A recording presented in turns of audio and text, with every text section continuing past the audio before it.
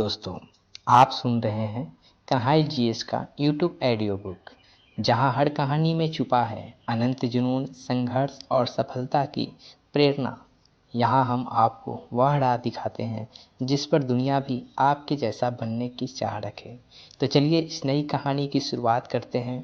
बस यूं ही जुड़े रहिए, सब्सक्राइब करें और शेयर करें, क्योंकि हर कहानी में छुपा है सफलता का राज। यह सिर्फ कल्पना नहीं, यह हकीकत थी एक बच्चे के जीवन की, जिसे दुनिया भीमराव अंबेडकर के नाम से जानती है। एक ऐसा बालक जिसने जन्म तो लिया अछूत समझने वाले समाज में, लेकिन उसकी उड़ान इतनी ऊंची थी कि उसने भारत का संविधान लिख डाला।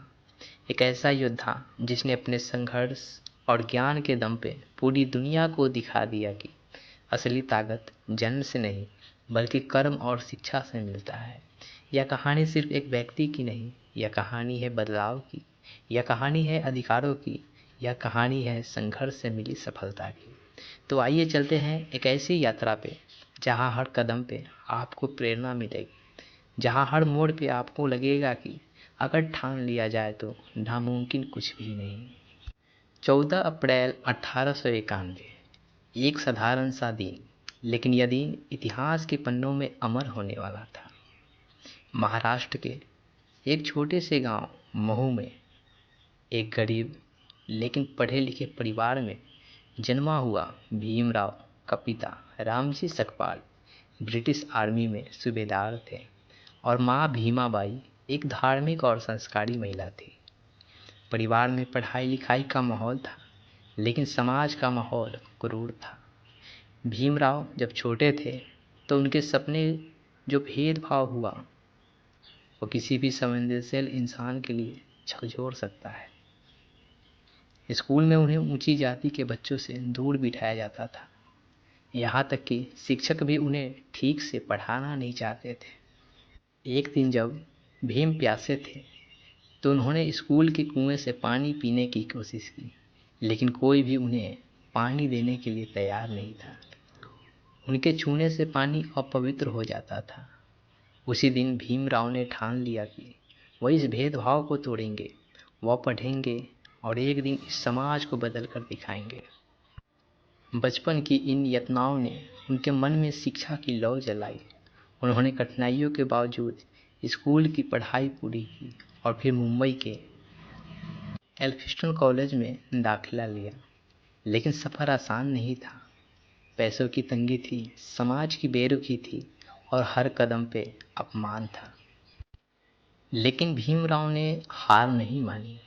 उनकी मेहनत और लगन को देखकर बड़ौदा के महाराज सयाजीराव गायकवाड़ ने उन्हें उच्च शिक्षा के लिए छात्रवृत्ति दी। यह वो मोड़ था जिसने भारत के इस साधारण से लड़के को एक असाधारण इंसान बना दिया। वह आगे की पढ़ाई के लिए अमेरिका की कोलंबिया यूनिवर्सिटी, फिर इंग्लैंड के लंदन ऑफ इकोनॉमिक्स से डायरेक्टरेट की डिग्री ली। एक गरीब दलित लड़का जिसे कभी स्कूलों में बैठने की इजाज़त नहीं थी, वह दुनिया के सबसे प्रतिष्ठित विश्वविद्यालय में पढ़ रहा था। यह कोई चमत्कार से कम नहीं था।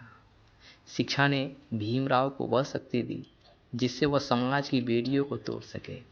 उन्होंने भारत लौटने की दलितों के अधिकारों के लिए संघर्ष शुरू कर दिया। वह मानते थे कि सिर्फ कानून बदलने से कुछ नहीं होगा, लोगों की सोच बदलनी होगी। उन्होंने बहिष्कृत भारत, मूक नायक जैसी पत्रिकाएं शुरू की ताकि शोषित वर्ग को आवाज़ मिल सके। फिर आया 1947, भारत आज़ाद हुआ और डॉक्टर अंबेडकर को देश के संविधान बनाने की जिम्मेदारी दी। उन्होंने ऐसा संविधान बनाया जो हर नागरिकों को समान अधिकार देता था, जो छुआछूत और जातिवाद को ख़त्म करने का संकल्प लेता था। उन्होंने अपने विचारों को मनवाने के लिए कड़ा संघर्ष करना पड़ा।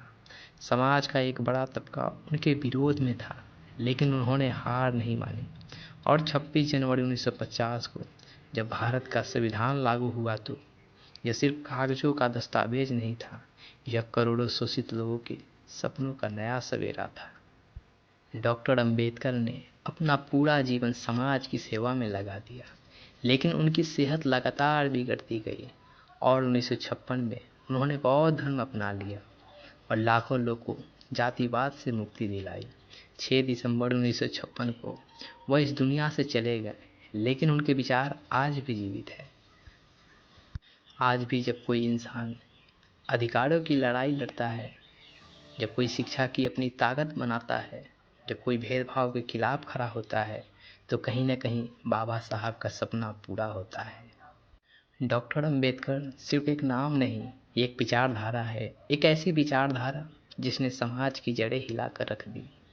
उनके संघर्ष, उनकी सोच और उनकी विरासत हर दिल में उम्मीद की नई किरण जगाती है। तो दोस्तों, धन्यवाद, आपने इस प्रेरणादायक यात्रा के हिस्सा बनने के लिए हमें चुना। हम आशा करते हैं कि डॉक्टर अंबेडकर की गाथा ने आपके मन में नई ऊर्जा और सोच का संचार किया। यदि आप ऐसे ही प्रेरणादायक किस्से सुनना चाहते हैं तो जुड़िए हमारे साथ, जहां हर कहानी में छुपा है जीत और उम्मीद का संदेश। हमारे चैनल को सब्सक्राइब करें, शेयर करें और बने रहें, क्योंकि अगली कहानी भी आपके लिए जल्द आने वाली है। फिर मिलेंगे, तब तक के लिए जय हिंद।